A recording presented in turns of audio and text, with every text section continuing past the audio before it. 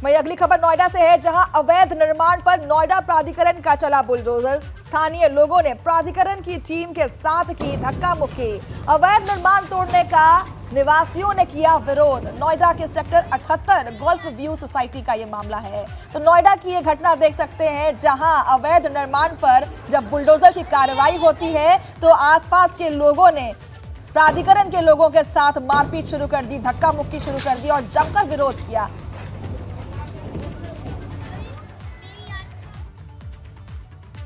कुशीनगर से खबर है, जहां ओपी राजभर के बेटे अरविंद राजभर पर हमला किया गया। अरविंद राजभर की सुरक्षा में भारी चूक देखने को मिली है। अरविंद राजभर की गाड़ी पर पथराव होता है और गाड़ी को घेर कर आग लगाने की कोशिश की जाती है। मामले में ओपी राजभर ने डीजीपी से बात की है। तो अरुण राजभर के बेटे अरविंद राजभर पर हमला होता है, पथराव किए जाते हैं काफिले पर, और उसके बाद इतना ही नहीं, गाड़ी को रोककर आग के हवाले करने की कोशिश भी की जाती है। और अरुण राजभर ने मामले की जांच की मांग की है और साथ ही साथ डीजीपी से बात करने की भी बात कही है। जिन लोगों ने विश्वनाथ राजभर जी की हत्या कर दी थी, तो मैं परिवार से मिलने गया था, जिसको पुलिस ने जो भी स्थिति में उसने पुलिस ने छोड़ा उसको, और उस व्यक्ति के द्वारा ये षड्यंत्र रचा गया और रच करके लगभग 250-300 की संख्या में ऐसे लोगों को हमारे गाड़ी पर पथराव किया गया। गाड़ी को आगे से तोड़ा भी गया। लाठी डंडा लेकर के लोगों ने रोकने का भी प्रयास किया।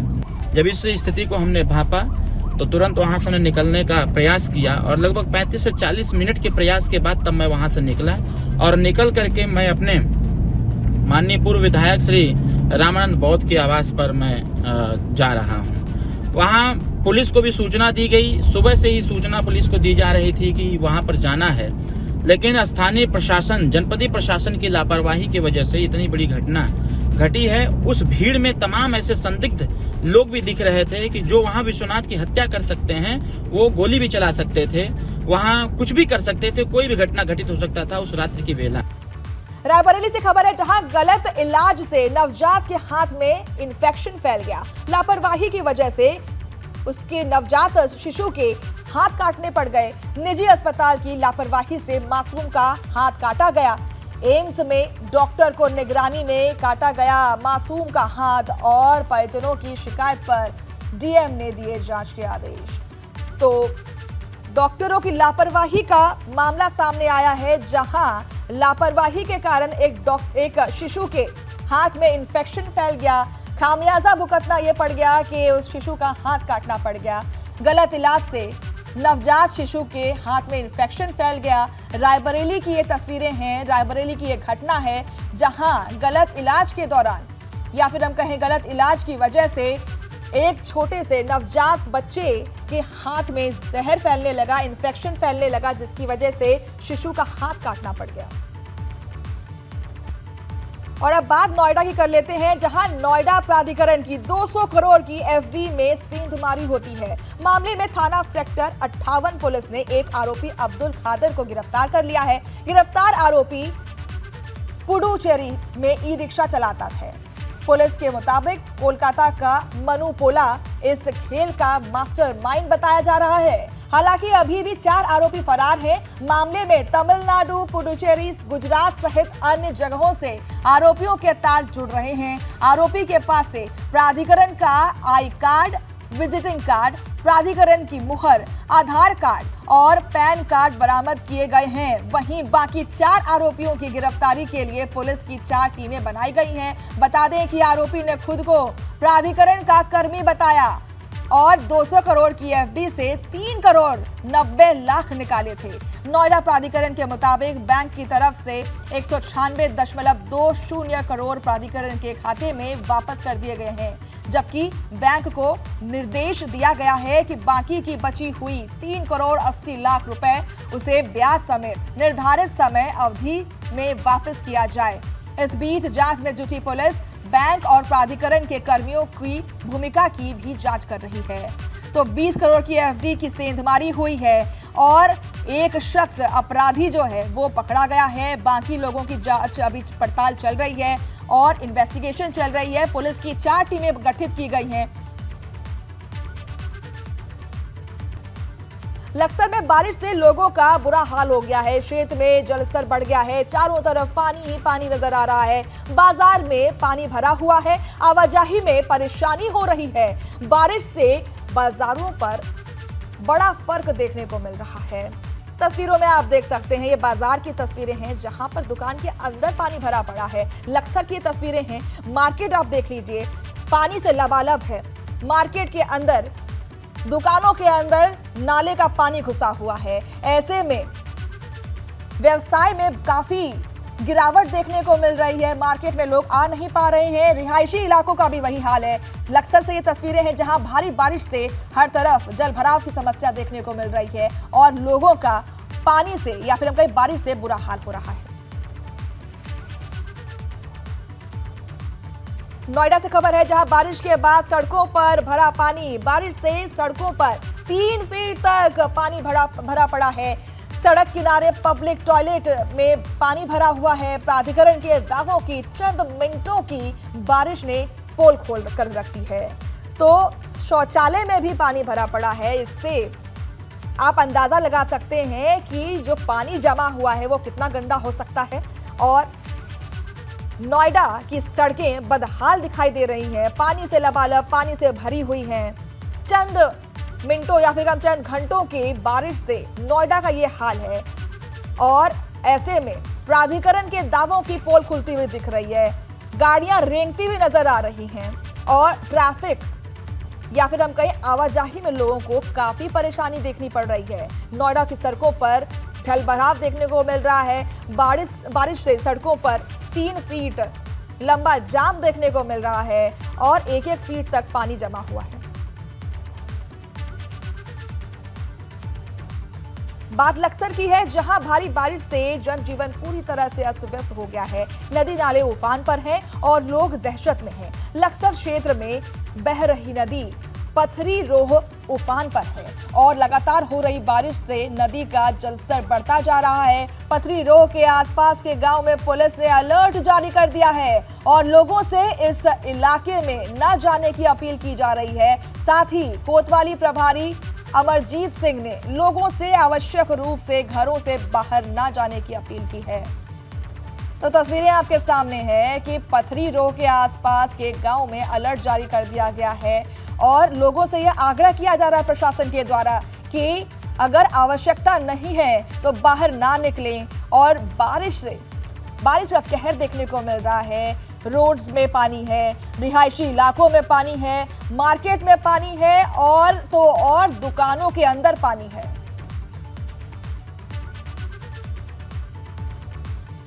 महोबा में बेकाबू रफ्तार का कहर देखने को मिला है। बेकाबू ट्रैक्टर ने बाइक सवार को रौंद दिया। कैमरे में कैद दर्दनाक हादसा देख सकते हैं आप।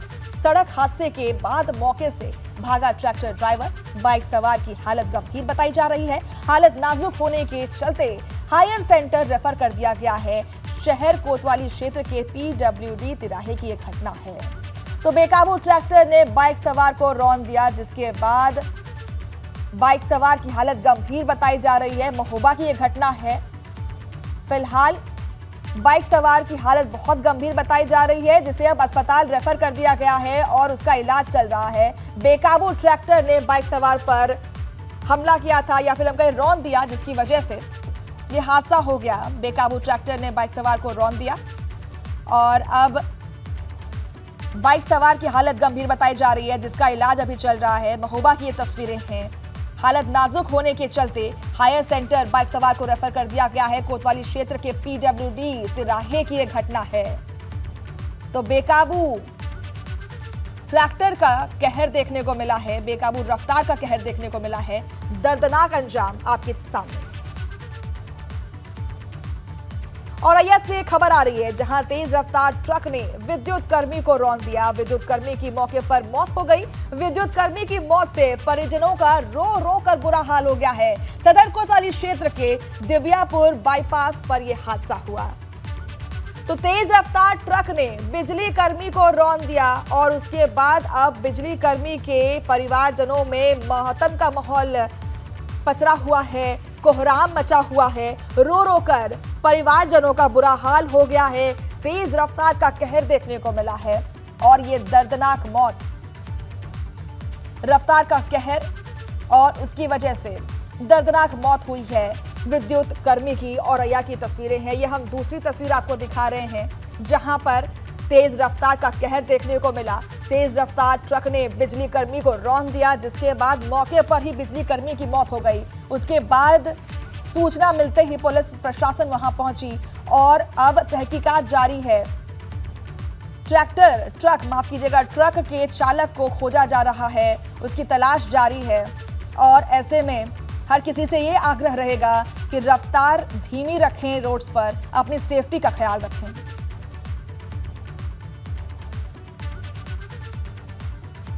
इटावा से खबर है, जहां बाइक सवार दंपत्ति को अज्ञात वाहन ने मारी टक्कर। मदद के लिए पहुंची महिलाओं को दूसरी वाहन ने मारी टक्कर। हादसे में 2 महिलाओं की मौत हो गई, 3 गंभीर रूप से घायल हुई। सभी घायलों को जिला अस्पताल में भर्ती कराया गया है। थाना जसवंत नगर के नगला कनई क्षेत्र की यह घटना है। तो बड़ी खबर आ रही है, जहां रफ्तार का फिर तीसरी तस्वीर आपको देखने को मिल रही है। पहले एक महिला को टक्कर लगती है और उसकी मदद करने के लिए 2 से 3 महिला पहुंचती हैं, जहां उनको भी टक्कर लग जाती है और इसी हादसे में, इसी क्रम में 3 महिलाओं की मौत हो जाती है। माफ कीजिएगा, 2 की मौत होती है और 3 लोग गंभीर रूप से घायल हैं, जिनका इलाज चल रहा है।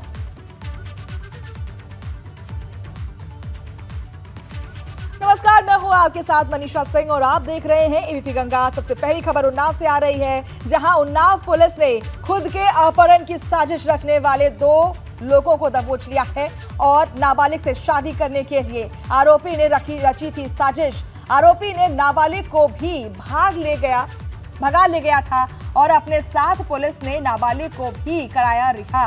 बिहार थाना पुलिस और एसओजी की टीम को मिली सफलता। अपर पुलिस अधीक्षक शीश शेखर सिंह ने किया खुलासा।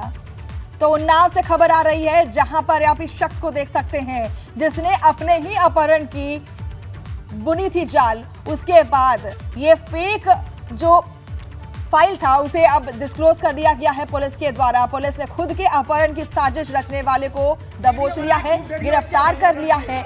ऐसा कहा जा रहा था कि इसने ये साजिश इसलिए रची ताकि वो एक नाबालिग से शादी कर सके, लेकिन इससे पहले ही इस शख्स का भांडाफोड़ हो गया। पुलिस ने अब इस अपहरण करने की साजिश करने वाले को गिरफ्तार कर लिया है। बड़ी कामयाबी मिली है। अपर पुलिस अधीक्षक शीश शेखर सिंह ने खुलासा किया है और ये उन्नाव की घटना है, जहां पुलिस ने नाबालिग लड़की से शादी करने के लिए खुद की अपहरण करने की साजिश का जो भांडाफोड़ कर दिया है और ये बड़ी सफलता पुलिस के हाथ लगी है। आरोपी ने नाबालिग को भी भगाने का मन बना लिया था। बलरामपुर से खबर है, जहां एक घर के टॉयलेट में हुआ विस्फोट। कई किलोमीटर दूर तक सुनाई दी धमाके की आवाज। थाने से महज 1 किलोमीटर की दूरी पर हुई घटना। मौके पर पहुंची पुलिस और डॉग स्क्वाड की टीम। थाना हरिहर के गुंगौली कला गांव की ये घटना है। ये देख सकते हैं तस्वीरों में किस तरीके से तहकीकात के लिए प्रशासन वहां पहुंची हुई है, डॉग स्क्वाड की टीम पहुंची हुई है, फॉरेंसिक टीम पहुंची हुई है और अब जांच पड़ताल शुरू हो चुकी है। बलरामपुर में बड़ा हादसा टला है, एक विस्फोट हुआ। हाथाहाथ होने की अभी फिलहाल कोई खबर नहीं है, लेकिन कई किलोमीटर तक इस विस्फोट की आवाज सुनने को मिली और एक घर में टॉयलेट में यह विस्फोट हुआ था। कई किलोमीटर तक ये आवाजें सुनने को मिली है। एक घर के टॉयलेट में विस्फोट हुआ था। मौके पर प्रशासन पहुंची हुई है। तमाम इन्वेस्टिगेटिव ऑपरेशंस हो रहे हैं। सोनभद्र में सोन नदी पुल बना सुसाइड पॉइंट और एक बार फिर से शादीशुदा युवक सोन नदी पुल से कूद गया। नदी में मौजूद मोहल्लों ने व्यक्ति के डूबने से बचाया। प्रशासन की मौजूदगी में व्यक्ति को अस्पताल पहुंचाया गया है और युवक को आई चोट, हालात गंभीर हैं। शादी के बाद से मानसिक तौर से परेशान था युवक। चौपन थाना क्षेत्र के सोन नदी पुल की यह घटना है। तो लगातार सोन नदी से ऐसी तस्वीरें, ऐसी खबरें आती रही हैं कि वहां पर सुसाइड काफी ज्यादा होने लगे हैं। और एक और खबर हमारे सामने है, जहां एक दंपत्ति ने कूदने की कोशिश की। हालांकि उसे बचा लिया गया है, उसकी हालत गंभीर है, अस्पताल में इलाज चल रहा है। युवक को काफी चोट आई है। एक बार फिर से शादीशुदा युवक ने सोन नदी में कूदकर जान देने की कोशिश की। फिलहाल उसे बचा लिया गया है, मोहल्ले के लोगों ने उसे बचाया है। और ऐसी तस्वीरें, ऐसी खबरें लगातार आ रही हैं जहां पर यह पता चलता है कि सोन नदी से किसी ने डूब करके अपनी जान दे दी। सोन नदी पुल या सुसाइड पॉइंट, ये कहने वाली बात है। नमस्कार, मैं हूं आपके साथ मनीषा सिंह और आप देख रहे हैं एबीपी गंगा। सबसे पहली खबर आ रही है पबजी गेम की वजह से कि पबजी गेम के जरिए दोस्ती और प्यार होने के बाद नेपाल के रास्ते ग्रेटर नोएडा पहुंची सीमा गुलाम हैदर अब हिंदू धर्म अपनाकर भारत में ही रहना चाहती है। एबीपी गंगा से खास बातचीत में सीमा ने कहा कि वो सचिन से काफी प्यार करती है और अपना धर्म बदलकर उसी के साथ रहना चाहती है। सीमा गुलाम हैदर ने सरकार से गुहार लगाते हुए कहा कि अब वो पाकिस्तान नहीं जाना चाहती और अपने बच्चों को भारत में ही रहकर पढ़ाना चाहती है। साथ ही सचिन के परिवार वालों ने भी पाकिस्तानी महिला को अपना लिया है। वहीं सीमा हैदर और उसके कथित पति सचिन को कुछ शर्तों के साथ आज जेल से जमानत भी मिल गई है। कोर्ट ने दोनों को पुलिस को जानकारी दिए बगैर शहर से बाहर नहीं जाने की हिदायत दी है। और उधर सीमा हैदर का पति गुलाम हैदर पाकिस्तान के सोशल मीडिया के जरिए भारत सरकार से अपनी पत्नी को पाकिस्तान भेजने की गुहार लगा रहा है।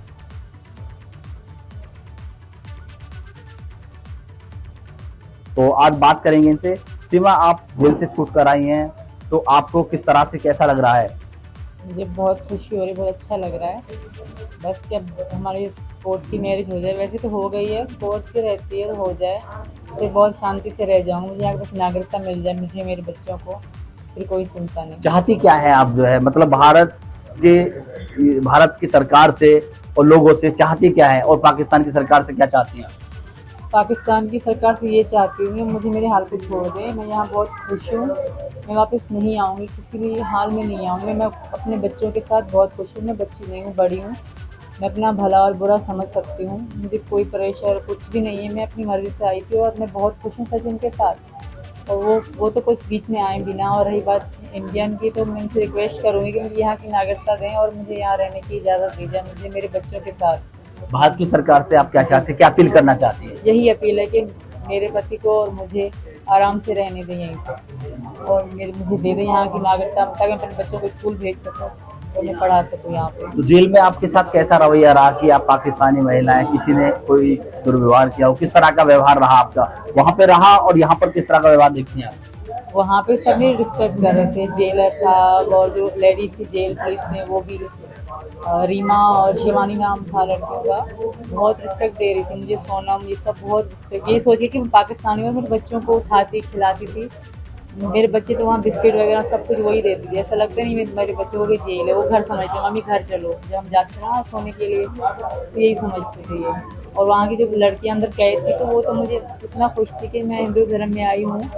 रश्मि, पायल और तो आपको यहाँ जो लोग हैं, परिवार सचिन के परिवार के लोग हैं, आस पड़ोस के लोग हैं, उनका किस तरह का व्यवहार अभी आपके साथ है?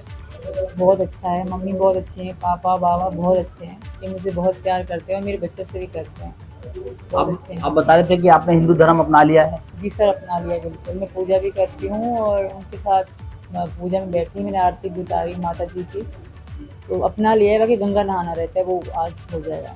तो अब आप भारत ही रहना चाहती हैं, तो आपके जो पति दुबई और सऊदी अरब बैठे हुए जो वीडियो बनाकर जो अपील कर रहे हैं सरकार से, तो उस बारे में आपका क्या कहना है?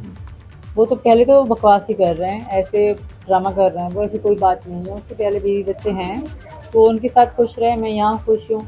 और वैसे वो मेरे कनेक्शन में नहीं था, हमारे इस्लाम जो है उनका पाकिस्तान में ऐसा ही है कि 6 महीना रिलेशन ना हो तो फिर ऑटोमेटिक शादी टूट जाती है। आप बच्चों को भी अपना रहे हैं? आप बच्चों को भी अपनाएंगे और सीमा को भी अपनाएंगे, सब ये ही घर की मालिकिन रहे।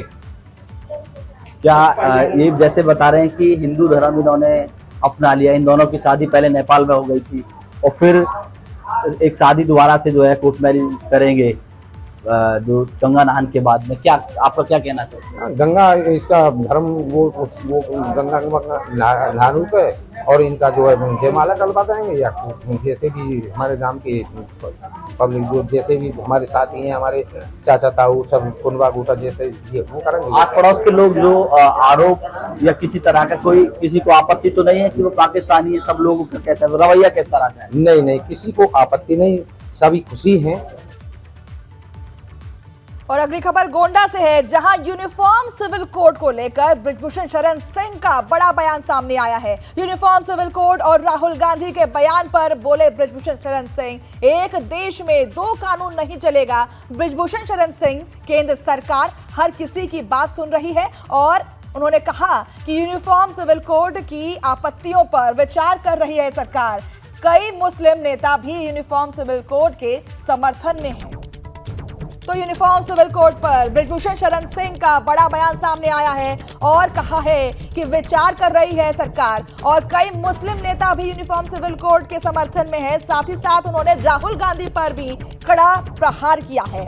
यूनिफॉर्म सिविल कोड पर बृजभूषण शरण सिंह का बड़ा बयान सामने आया है और उन्होंने कहा कि केंद्र सरकार हर किसी की बात सुन रही है, और यूनिफॉर्म सिविल कोड को लेकर यह बड़ा बयान बृजभूषण शरण सिंह की तरफ से। सांसद बृजभूषण शरण सिंह हैं, इनसे बात करते हैं कि आखिर जिस तरीके से बीजेपी लगातार इस इश्यू को लेकर लाने के लिए बात करिए, लेकिन जो बड़े बड़े नेता हैं आखिर उसका विरोध क्या कर रहे हैं, क्या चाहते हैं वो? देखिए, कुछ लोग विरोध में भी हैं, कुछ लोग सपोर्ट में भी हैं, और इसीलिए सरकार उसको सोच समझ करके विचार करके लाएगी। लेकिन सरकार ने यह तय कर लिया है कि एक देश के अंदर दो प्रकार के कानून नहीं होंगे। नेता भी कहते हैं कि हम एक देश में रहेंगे लेकिन इसको नहीं मानेंगे क्योंकि हमारा कुरान जो है उसको मानेंगे। इसमें कई भ्रांतियां उनको भड़काई जा रही हैं। ये लंबी बहस है। कुछ दिक्कतें आदिवासी क्षेत्रों में भी आ रही हैं, ये दिक्कतें आ रही हैं, तो लेकिन सरकार इसका समाधान निकाल लेगी और हमारा मानना है कि ये कानून आएगा। और अगर देखा जाए अधिक संख्या में, तो अधिक संख्या में लोग इसको सपोर्ट करेंगे। आखिरी सवाल है, जिस तरीके से राहुल गांधी आज सोनीपत में धान की रोपाई किए हैं, ट्रैक्टर चलाए, तो क्या किसान बन गए हैं वो? नहीं, देखिए, आप उनकी मजबूरी क्यों नहीं देखते हो? उनकी परवरिश इस ढंग से हुई है, उनकी मजबूरी थी। अब लंबा विषय नहीं है कि धान क्या होता है, गेहूं क्या होता है, गन्ना क्या होता है। अब वो देश के नेता बन रहे हैं, और या बनना है, या नेता परिवार से हैं, तो सीख रहे हैं, किसानों के बीच में जा रहे हैं, मजदूरों के बीच में जा रहे हैं। पूछा होगा ये क्या है, तो लोगों ने बताया होगा धान है, तो धान फिर इसमें के फूल आएगा कि पत्ता आएगा, डिटेल लिया होगा। तो राजनीति के बाद वो किसानी सीख रहे हैं? अरे भाई, राजनीति में रहना तो किसानी तो सीखना पड़ेगा, लेकिन बहुत देर कर दिए। राजनीति में कितना आगे है वो? बहुत देर हो गई है। तो हमारे साथ बीजेपी सांसद बृजभूषण शरण सिंह, तो कहना कि जिस तरीके से राहुल गांधी इस समय अब धान की रोपाई कर रहे हैं, उनको ये भी नहीं पता है कि इसमें फूल कब आएगा, फल कब आएगा, लेकिन जिस तरीके से वो खेती करने की बात कर रहे हैं, लेकिन अभी उनको राजनीति में पूरी तरीके से परिपक्व नहीं हो पाए हैं। किशन कुमार, एपी गंगा, गोंडा। चलिए अगली खबर गोंडा से आ रही है, जहां एक नाबालिग लड़की ने प्रेम प्रसंग के चलते आत्महत्या कर ली, जिससे गांव में हड़कंप मचा हुआ है। पुलिस को एक सुसाइड नोट भी मिला है। पुलिस के मुताबिक बालिका को प्रेम प्रसंग में फंसाकर उसका अश्लील वीडियो बनाया और सोशल मीडिया पर वायरल करने का लगातार धमकी दी जा रही थी। सोशल मीडिया द्वारा लगातार बालिका को परेशान किया जा रहा था। इसी बात से आहत होकर बालिका ने सुसाइड कर लिया। पुलिस ने पूरे मामले में कई धाराओं में मामला दर्ज कर आगे की कार्रवाई जुटी हुई है। तो गोंडा से यह खबर है, जहां एक महिला ने सुसाइड कर लिया है। वजह इतनी कि कुछ लोगों ने उसका अश्लील वीडियो बनाकर वायरल करने की धमकी दी थी, जिससे आहत होकर अब उस महिला ने सुसाइड कर लिया है। मामले की जांच में जुटी हुई है पुलिस और परिवार में कोहराम का माहौल पसरा हुआ है।